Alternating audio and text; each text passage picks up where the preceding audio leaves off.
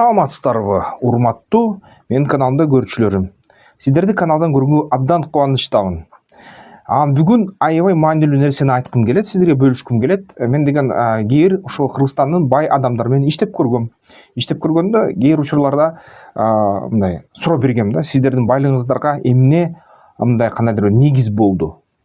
Сиздерге эмне жардам берди? Кандай билим жардам берди десем, баары тең, мен иштеп көргөн ошол бай адамдардын баары тең, ушундай мындай ишенимдүү сүйлөшүүлөрдө мындай пикир алмашканда бир китепти мага аташты. Ал китептин аталышы Вавилондогу эң бай адам деген китеп. Джордж Клейсон деген автор жазган. Ошол китеп баары тең айтты. Эң алгач менин байлыгыма ошол ополтоо бөлгө же болбосо кандай бир тирек жөлөк болгон нерсе ошол китептен алынган билим деп айтышты да. Мен да ушул китепти издеп жүрүп ошол кездерде тапканмын. Кеминде дегенде 20 жыл мурда да ошол китепти издеп таап окугам. Окугандан кийин сатып алгам да, мен окусам, чын эле ушул жердеги эрежелерди биринчи жаш башым менен жакшы түшүнгөн эмесмин. Бирок алгач маяналарды ала баштаганда, ар кандай иш аракеттер жасап киреше таба баштаганда, ошондо гана ушул нерсени колдонгонго аракет кылып көрдүм да. Чын эле бул мага чоң жардам берди. Чоң жардам берди. Бул сиздерге да жардам берет. Бул практикалык кеңештер, бул кеңештер дайыма иштейт.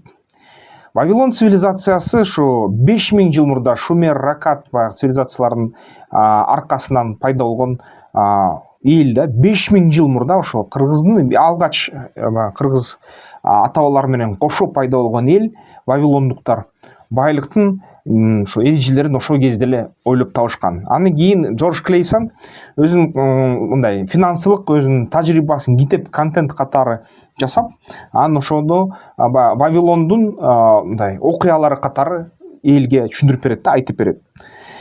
Бул видео астында ушул китепке шилтемелер бар. Керек болсо аудио версиясы дагы бар. Финансылык агымдар деген эмне? Финансылык агым бул деген элдердин, адамдардын, мамлекеттердин кээ бир учурда корпорация же бизнестин акча каражаттарын табыш кирешеси жана чыгашасы да. Киреше чыгаша кыймылы ошол акчалык, финансылык, каржылык агым деп аташат. Клейсон финансылык агымдарды туура башкарууну үйрөтөт. Сиз тапкан акчанын бир бөлүгү дайым сизге таандык болуш керек. Өзүңүздөргө өзүңөр төлөшүңөр керек да. Канча акча таппасаңар, өзүңөргө төлөө деген түшүнүктү киргизет Клейсон. Өзүңөргө бир бөлүгүн төлөп коюшуңуздар керек. Өзгө төлөө деген эмне? Барып туруп бир кийим алып алыбы, же бир байлык алып алыбы, же бир гаджет алып алып, ошо менен ыраазы болобу, же тамак алып алып жеп алыбы? Жок. Өзгө төлөө деген бул ошол акчанын бөлүгүн сиздердин эсебиңиздерге сактоо. Негизи финансылык агымдар бул жеке байлыктын мындай өбөлгөсү да. Вавилондун эң бай адамы деген ушул китептерде Аркаттын сабактары берилет. Ошол китептин кескин бөлүгү ошол Аркаттын Вавилондогу эң бай адамдын ага достору болгон мындай балдары болгон кишилерге берген мындай кеңештери катары мындай сүрөттөлүп берилет. Кирешенин 10% дайыма сактап кал дейт Аркат да. Чыгымдарды көзөмөлдөө, чыгымдарды ар бир кеткен акчаны тыйынды сана дейт да. Ошо бизде сарт санасы менен байттечи эле, саначыл адам жаман деп эсептечи эле биздин ата бабалар. Бирок ошонун аркасы менен биз ошо бүгүнкү кыргыздар эң бай мамлекеттердин катарына кирбей жатабыз. Бирок бүгүнкү күнү булчундун күчү мээде болуп калды да, билим жана байлык. Өзү байлык деген бул билимдин натыйжасы болуп калды. Ошон үчүн биз ушул эрежелерди кабыл алышыбыз керек жаңы заман менен. Чыгымдарды көзөмөлдөш керек, санаш керек баары бир. Акчаны иштет, инвестиция кыл. Акчанын бир бөлүгүн дайыма берип тур да, кандайдыр бир башка иштерге. Инвестиция кылыш керек, салым кылыш керек. Инвестиция деген бул бирөөгө акча берип коюп, бүттү, ыраазы болдум деп коюш эмес. Бул деген ошо адамга акчаны берип туруп өстүр деген ушундай сабак да, мисалы үчүн. Ошо башка ишкерге, адис ишкерге, ишенимдүү адамга бериш керек да инвестицияны. байып кеткен адамга бериш керек. Ошо инвестиция менен иштеген адамга, иштегенди билген, кепилдикти берген адам менен иштеш керек. Эгерде сен акча бере турган болсоң, ошол акчага эгерде акчаны кайтара албай калсаң, мен сага кепилдик берем, керек болсо үйүмдү берем, керек болсо ошо сага сенден алган акчада ошондой эле көлөмдөгү акча менен жабам деген ушундай кандайдыр бир гарантия, кепилдик бериш керек. Кепилдик бере албаса, инвестиция кылбаш керек. Мисалы үчүн банк ушундай кепилдик берет. Депозит берсеңер, депозитти кайтарып берет. Үстөк пайызын кылып берет. Бирок банкта үстөк пайыз өтө аз деп эсептелинет да.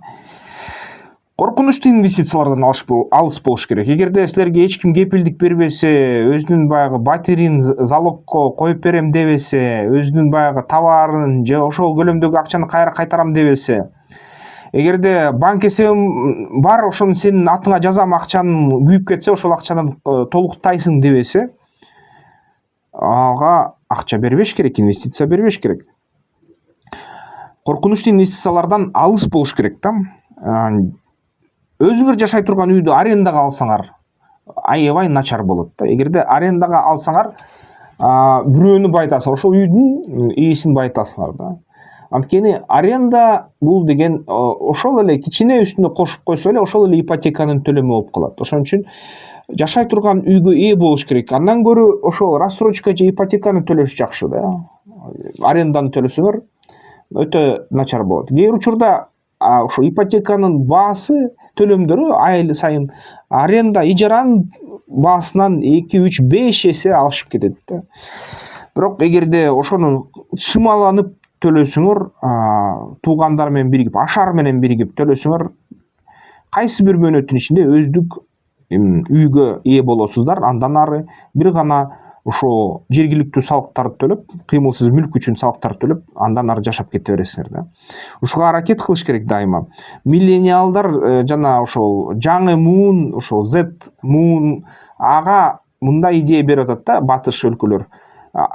Эч качан мүлккө байланба, дүйнө жүзү боюнча көчмөн бол, үй алба, аренда жетиштүү, аренда бул аябай баягы ылайык деп ушундай идеология таратып атышат да. Бирок силерди дайыма ошол клиент болуп жүрүшүңөргө багытталган идеология да. Сиздер эч качан байыбайсыңар ушундай идеологияга баш моюн сунсаңар. Карлыкты камсызда дейт. Жаштык эч качан түбөлүк болбойт. Баары бир адам 50-60 жыл иштеп туруп, 70-жылына күч жоготот. Бизде статистика боюнча эркектер 48 жашында, 50 жашында толугу менен күчүн жоготуп иштей албай калат экен да. Бул орточо статистика менен алганда. Аял кишилер кичине узагыраак жашашат, 87 жылга чейин жашашат, бирок алар деле киреше табууну 40 жаштан баштап, 50 жаштан баштап токтотот, жана кирешеси азая баштайт да. Өтө эле бай болбосо, башында эле өзүнүн байлыгын камсыздап койбосо, ошо бизде аябай чатак да ошол нерсе. Ушинтип карып калбаш үчүн, анан кейип калбаш үчүн, карыганда балдардын көзүн карап калбаш үчүн, балдарды жакшы тарбияласаң силерди багып берет, туура. Бирок жаңы заманда үй бүлөлүк баалуулуктар ушундай солгундай баштады да. Ошондуктан кепилдик ким берет? Балдарыңар чоңоюп, өзү бутуна тургуча силерди качан багат? Ошону эске алып туруп, алдын ала ушул капиталды түзүш керек да, инвестиция түзүш керек, ошол капиталдын аркасы менен жашаш керек. Бир гана өлкөдө эмес, бир нече өлкөдө капитал түзүш керек да. Кыргызстандан эң негизги капиталды өстүрүп алсаңар, башка өлкөлөрдөн да ушул капиталды кошумча жайгаштырыш керек да. Акырындап ушул капиталды түзгөнгө, бизнестерге инвестиция жасаганды үйрөнүш керек, каржылаш керек. Билимиңди өстүр дейт да. Бул дайыма ушундай да. Бир кезде караганда Альцгеймер болуп же кайсы баягы маселе туулуп, акыл эсти жоготконго мүмкүнчүлүк пайда болот. Караганда ошентет адам. Ага чейин билимди кандай гана жол болбосун өстүрүш керек дайыма. Мээ иштеп тургуча мээни чыңалтыш керек да. Ошондо туура жолду табуу оңой болот. Ошентип Аркад деген өзүнүн досторуна, өзүнүн баягы тааныштарына, анан устат болуп бер деп келген шакирттерине ушундай сабактарды берет ушул китепте. Анын кеңештерин аткарган адамдар чын эле жакшы жолго түшөт. Бирок ошол досторунун жана шакирттердин арасында баары бир ишенбей, толугу менен анын кеңештерин аткарбай адамдар да көп болот. Ошон үчүн баары тең байып кетпейт. Ошол эле 10 досунун ичинен мындай кыскартканда маанисин токотер жерин айтканда бирөө эле ошо кеңештерди иштете алат да. Калгандар ар кандай шылтоолор менен турмушум тигиндей мындай, баягы өлкөм андай тигиндей, билимим жетишпейт, өзүм баягы чектөөлөрүм бар деп өзүн өзү чектеп ошо анын кеңештерин аткара албай калат. Жашоо ачуу ушундай нерсе көп учурда болот. Алтын агым принциби: топтолгон каражаттарды пайдалуу инвестицияга айландырыш керек дайыма. Аркат акчасын соодагерлерге пайызга берип көбөйткөн, мисалы үчүн ушул мисалды да китепте. Негизи акцияларга, кыймылсыз мүлккө же бизнестерге, стартаптарга инвестиция бериш керек да дайыма. Инвестиция берип, алар менен кекем келишимдер түзүш керек да. Эгерде баягы стартапка жардам берсеңер, ага көп акча кереги жок стартапка. Бирок стартап өсүп кетсе, анын үлүшүн сактаса, адам өзү абийирдүү болсо жана башынан эле кепилдиктерди берсе, мисалы үчүн ошол эле үй болобу, капитал болобу, же болбосо кагаз түрүндө жазылган ошо келишим болобу. Кыргызстанда келишимди аткарган кишилер өтө аз да, бирок эгерде келишим мындай түзгөнгө жол келип калса, көп учурунда билими бар адамдар келишимди карманат. Ошондой келишимди түзгөн адамдарга акча берсең, бир аз өсүп кетсе, эртеси күнү бай кылышат сиздерди алар. Акча эгерде аны акылдуу башкарып иштесең, дагы көбүрөөк акча алып келет деп айтылат да. Акча бул өз идея. Силерге $1 миллион берип койсо, бүгүн карматып койсо, эртең жоготуп аласыңар, баарын коротосуңар да, туугандар менен кошо. Бирсү күнү кайра акчасыз каласыздар. Бирок эгерде кичинекей эле акча берип туруп сиздерге ошол Джордж Клейсондун мыйзамын кеңештерин аткар десе, силер аны аткарсаңар, эртең миллионер болосуңар. Андан кийинки күндөрү сиздердин ошол бүт байлыгыңарды алып койсо сиздерден, бирок ошол билим сиздерде сакталса, нөлдөн кайра байып чыгасыңар, кайра аябай бай адам болуп каласыңар да, кескин жылдардын ичинде. Билим акчанын өзү эмес, билим бул эң биринчи байлык. Кирешени бөлүштүргөндө, мисалы үчүн, күнүмдүк тапкан акчанын 10%-ын дайыма сактыкта кармаш керек да. 70%-ын муктаждыктарга кетирсеңер болот. Нан аласыңарбы күнүмдүк жашоого акча жетпей, iPhone аласыңарбы чириген бай болуп көп калганда. Бирок анын короткон акчаларыңар 70%-дан ашпаш керек. 20%-ды карыздарга мындай кетирсеңер болот. Мисалы үчүн ошол кредиттик дал деген түшүнүк бар да. Ипотека болобу, же болбосо бир нерсени карызга аласыңарбы, юнаны карызга аласыңарбы. Ошол карыздын тейлөө акчасы 20%-дан ашпаш керек силердин кирешиңерден. Ушуну дайыма эсте алыш керек да. Финансылык агымдарды башкарууда кандай катарлар болот? Эң негизги бул ысырапкорчулук. Дабасир аттуу кул карыздан кутулуу үчүн күрөшкөн. Ысырапкорчулук, мисалы үчүн ошо китепте да, негизи бул деген баарыбыздын оорубуз. Акчаны сактабай, кескен акчанын бөлүгүн тез коротуп салабыз. Ошентип анан өлкөбүз, жеке өзүбүз, жалпы өлкөбүз да ушинтип анан экономикалык рейтингтердин ылдый жагында жүрөт да, баягы ортодон ылдый жагында жүрөт. Ошол нерсени өзгөртүүбүз керек. Ар бир адам жеке өзү жана бүт мамлекет өзгөртүшү керек. Ансыз оңолбойбуз. Ойлонбой жасалган инвестициялар, коркунучтуу келишимдерден акча жоготуу, азыр бир заматта акчаны бер, азыр мен сага 1000% алып келем дегендердин баарына акча берүү, бул деген оңбогон инвестиция да, таза акча жоготуу. Ошондой эле инвестицияларга той-пой, ар кандай ысырапкорчулук, баягы малдарды союу, ар кандай кредитке алып той өткөрүү, ушунун баары ушуга кирет да. Кирешеден көп коротпоо жана финансыларды ишенимдүү адамдарга гана тапшыруу, бул да эреже. Мисалы үчүн биз деген ишенимдүү адамдарга акча берсек, ишенимдүү адамдар байыйт. Биз да алар менен кошо байыйбыз. Ишенимсиз адамдарга бере берсек, ошол эле адамдар байыйт, биз кедей болобуз. Ишенимсиз адамдарды биздин өлкөдө жазага бергенге үйрөнүш керек. Эгерде азыр мурунку кылымдар эмес, жаа менен атып салып же кылыч менен экиге бөлүп салып аны жазалай албайбыз, бирок ишенимсиздикти көрсөтүү менен жазалай алабыз да. Ишенимсиздик көрсөткөндө ишенимден кетип калган адам эч качан акчаны башка бирөөнү чыгара албай калат. Антпесе болбойт такыр. Ошон үчүн ишенимдүү адамдарды колдосок дайыма, алар огой бетер ишенимдүү болуп кала берет да. Бул нерсени, бул маданиятты биз өнүктүрүшүбүз керек. Керексиз кредиттерди жана финансылык пирамидалардан алыс болуш керек. Финансылык пирамида тез силерге киреше алып берем, эч кандай кепилдик бербейм. Канча баягы тобокелдикке барсаң ошончо пайыз өйдө болот деген адамдардын кач кылады, алар менен иштебегиле. Кичинекей эле акчага кепилдик берем, гарантия берем, акчаны толуктап берем эгер жок болбосо кичинекей үстөк пайыз берем, үстөк пайыз банктын аз болот же банктай бир болот же банктан өйдөрөөк болот, 15%дан ашат дегендерге азма аз ишенсе болот, бирок алардын дагы жолун, иш жолун караш керек болот, байкаш керек болот. Эгерде ишенимдүү болсо гана анан салымдарды жасаш керек болот.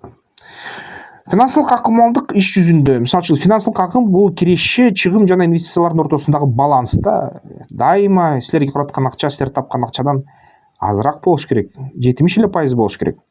Клейсондун сабактары бүгүн да иштейт. Мен да иштетип көрөм аларды. Албетте мен да азыр өлкөдөгү олигарх же миллионер эмесмин, бирок кантсе да өзүмдүн акнанымды тап, балансымды бири-бирине келтирем. Бул нерсени иштей алат деп кепилдик бере алам. Бирок ким билет, балким келечекте дагы миллиардер болуп кетишим ыктымал. Ошого да жол алып атам. Финансыларды башкарууну үйрөнүш керек. Ар бир адам үйрөнүш керек. Ар бир адам, Кыргызстанда канча көп адам үйрөнсө, 10% 20% ушул мыйзамдарды өздөштүрсө, эртең эле өлкө ошо дүйнөлүк рейтингтердин ортосунан өйдө чыга баштайт. Муну мен силерге кепилдик берем да. Канча 10%, 20%, 30% кичине каржылык иштерин жөнгө тургузуп алса, өлкө тез эле бай болуп, ушуну алдыга жылып кетет. Ошол келечек үчүн байлыкты топтоо. Байлык бул билим. Байлык биринчи ирет бул билим, экинчи ирет бул капитал да. Киришен 10% үнөмдөө эрежесин бүгүн баштап көрүңүз. Канча акча түшпөсө дагы, ошо аламат болуп атса дагы, жер жүз жазырылып атса дагы, оңторулуп атса дагы 10% дайыма бир жерде капчыкта же банк эсепте туруш керек силердики. Андай болбосо байыбайсыңар да эч качан. Бүгүн тобокелдик келди, башымды ийдим ушул тагдырга, эмне колумда бар болсо баарын коротом деген адамдар эч качан байыбайт да. Анткени тобокелдиктер, анткени аламаттар күндө келе берет. Анан аларга туруштук берүү, биринчи ирет дух менен туруштук берүү бул эң негизги иш. Анан сиз өз финансылык агымдарыңызды кандайча башкарасызбы? Чын эле ушундай иш аракеттерди кыласыздарбы? Аудиториямды кичине билгим, түшүнгүм келет да, ошо пикириңерди комментарийлерге жазгыла. Мен сиздерге байлык каалайм, ушул мыйзамдарды иштетип, иш жүзүндө иштеткениңиздерди каалайм. Байып кетсеңиздер, аркаңардан мен да байыйм. Өлкөбүз байысак, армияны да каржылайбыз, билим берүү системасын да каржылайбыз, энергетиканы, жашыл экономиканы да каржылайбыз, бутка турабыз, алдыга жылабыз. Кичине эс алабыз да. Бизге ошол эң бай адамдардын жарандары ошол эле Америкадан келип, ошол эле Европадан келип, керек болсо эң бай араб өлкөлөрүнөн келип гастарбайтер болуп иштеп кетет да, керек болсо ушундай катуу жакшы байысак. Азыр Орусиядан элдер келип гастарбайтер болуп иштеп кетет, релоканттар келип гастарбайтер болуп иштээрин эч качан күткөн эмес элем Орусияда иштеп жүргөнүмдө. Азыр ошону көрдүм да, өмүрүмдө көрүп калдым ушуну. Дагы ошол калган бай мамлекеттерден жарандар келип бизге гастарбайтер болуп иштээрин дагы каалап кетер. Ушуну көрөм деп ишенем да өмүр ичимде.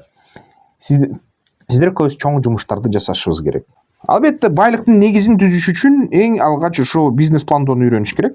Ошо QR код аркылуу катталып койгула, анан катталып туруп сиздер ошо каталасыздар, андан аркы инструкциялар жиберебиз да, эмне кылыш керек экенин. Каналды колдогонуңуздар үчүн чоң ыраазычылык билдирем. Колдоп атышат, лайк басып койгула. Эмки видеолордон көрүшкөнчө. Аскер тактикалык федерациясынын мүчөлүгүнө киргиле, страйк болойн огула. Ден соолукка жакшы.